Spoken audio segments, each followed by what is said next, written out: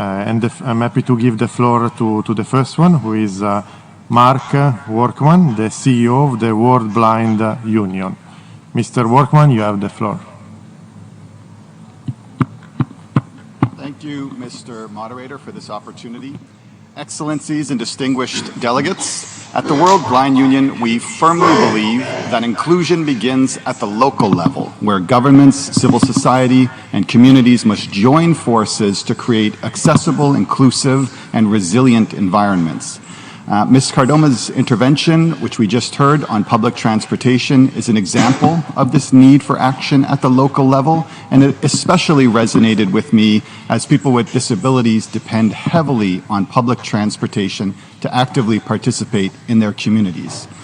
I'm excited to announce that the World Blind Union and United Cities and Local Governments jointly developed a policy brief in collaboration with UN Habitat and other stakeholders.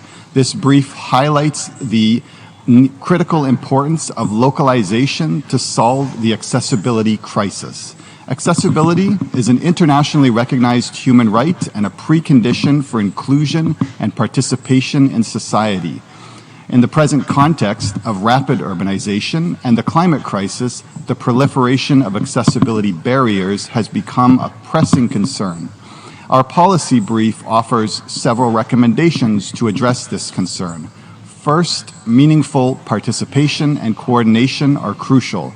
Local and regional governments must be engaged as key stakeholders in the implementation of the SDGs and the Convention on the Rights of Persons with Disabilities, or CRPD. Similarly, organizations of persons with disabilities, like the World Blind Union, must be actively involved as we are essential in shaping inclusive urban development strategies, policies, and practices.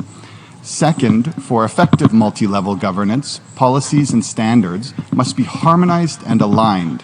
Compliance with the CRPD, including Article 9 on accessibility, should be ensured across all levels. This means harmonizing with accessibility standards and placing accessibility at the heart of urban policies, local action plans, procurement, and reporting mechanisms. Lastly, data plays a vital role. Unfortunately, data on accessibility and inclusion is lacking. Empowering local and regional governments with the necessary resources and competencies to collect disaggregated data and identify accessibility barriers is critical to inform policymaking.